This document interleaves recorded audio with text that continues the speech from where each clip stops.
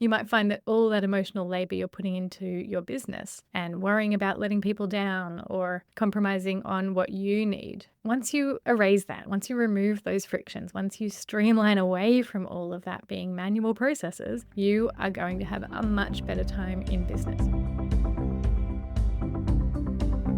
Welcome to the Differently Aligned podcast for neurodivergent business owners. I'm Adina Levy. I'm an autistic ADHDer, business coach, speech therapist, professional educator, and multiple business owner. I support neurodivergent business owners to create businesses that are sustainable, enjoyable, impactful, profitable, and burnout free. I provide safe spaces for you to share with like-minded community who get it, me included. Everyone is welcome here, whatever your neurotype, gender, race, any other intersections, and special fantastic, unique things that make you, you are welcome here. This podcast is recorded on the Aboriginal lands of the Gadigal and Bidjigal people. I acknowledge the traditional owners, elders past and present, and I extend my respect to any First Nations people who are listening in. Hi folks, in today's episode, I am going to share 3 quick ideas to get you ticking around how you can use streamlined processes and automations to make things easier for you in business. Specifically, if you experience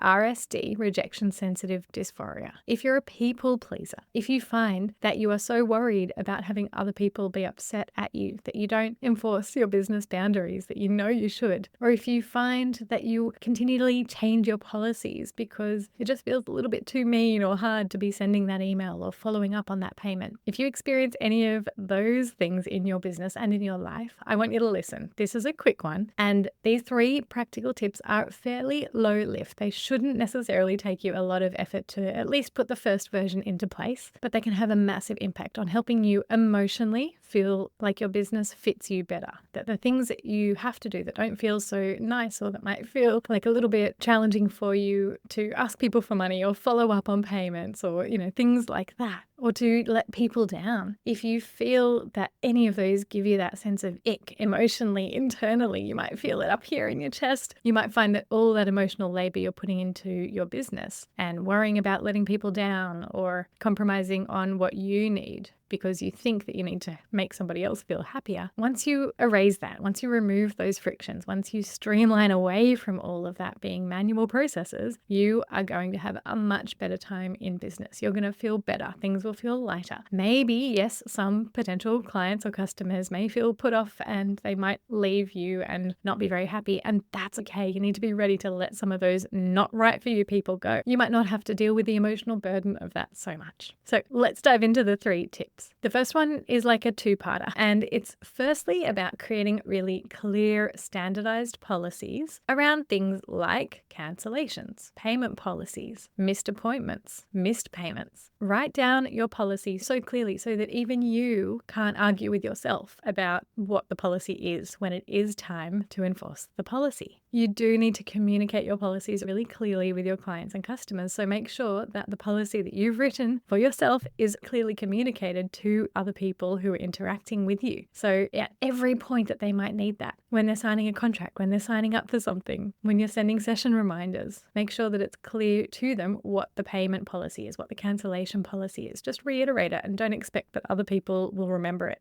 Brene Brown has a beautiful quote which I think applies here, which is clear is kind, unclear is unkind. Even if it might feel harsh to say, if you don't turn up for your appointment and you don't call me, you don't cancel, you miss your appointment, I need to charge you the full amount for that appointment. The clarity of that policy, that is the kindness in the bigger picture. Even if it feels harsh for you to be the person saying that to the client, you need to make sure that your policies are really clear. The risk, if you don't, is you are going to burn out. You are going to compromise on your own time, your energy, how you value your time, and therefore how other people value your time as well. The part 2 of this first tip around really clear policies is that you can then outsource them. You can outsource the enforcement of your policies to a virtual assistant, to an admin support, to someone else in your business who can help you enforce those policies. Even if you're not at the point yet that you're getting support in your administrative tasks, preparing your policies super clearly is part of the training for when that person does start. It means that there's going to be consistency between the admin person and you applying those policies, or anyone else in the business. And so the real hack here is getting someone else to roll out those policies or to enforce the policies. I mean, it's a pretty harsh word, enforce, but we'll go with it. You then don't have to be the one doing the asking, the telling, the, bearer of bad news, if that's what you think it might be. So there's part A and B of our first tip, which is getting it really clear on all of the policies that you have in place in your business. Part 2 is taking it a step further. Depending on the systems that you're using in your business, you hopefully should be able to automate, or at least semi-automate, but we'll go with the word automating here. You should be able to automate some of the things that you might not want to do, some of the follow-up that you might not want to do. For example, late paid invoices or unsigned contracts. Look into what is available in the systems you have already set up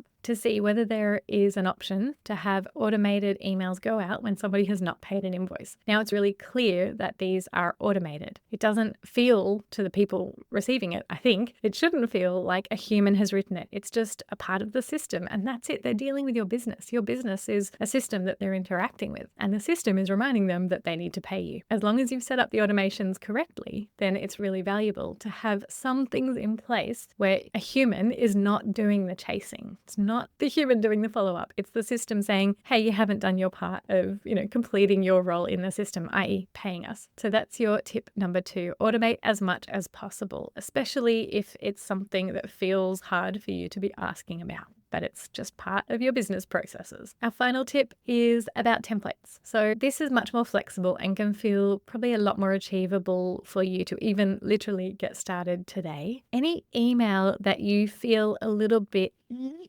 about writing, you don't like to write that kind of email. You probably have let that email that needs a reply sit in your inbox a little bit too long. Maybe you've lost a bit of sleep over it, or maybe you've just simply ignored it. Those kinds of emails, the ones I'm thinking of, might be about saying no to somebody who's reaching out to you for an opportunity. Maybe somebody wants to collaborate with you and you just don't think that it's the right fit, or they're inviting you to be part of an event and again, you just don't think it's the right fit. Maybe it's somebody asking if they can become a client of yours and you feel like they're not the right fit. Maybe you have such a busy caseload and you've closed your wait list and you're not available to even add anyone to your wait list, so it's going to be a no to whoever turns up to request a session with you. Maybe it's somebody requesting a free consult with you because they think they're just going to pick your brain about something. Whatever friction you're feeling about certain kinds of no replies that you need to give people, you want to put up a boundary, you want to say no, but that can feel really hard. So have a template email written. Most email systems you can have saved replies or templates, and if you can't or you can't figure it out, just have a document like a Google Doc or something like that where you've written your template emails, and it is very easy for you to go, oh, I need to write this email that is like, we'll call it a little bit of a tricky email. I'm going to go and put in my template that says, thank you so much for reaching out. I really appreciate you thinking of me for this opportunity. It's not right for me at this time. All the best. There you go. I even wrote it for you. So having those templates can just make it so much easier for you to give the no or the boundary that you know you need to do. Little bonus side tip here for number 3 is you can use ChatGPT or other AI tools to help you draft those messages in the first place if you're not even sure what to write. So don't just get one message and send it off and that's it. Turn it into a template, save it, and use it again in the future to help you set your boundaries and set up your no messages a lot easier. Once you realize you need to give a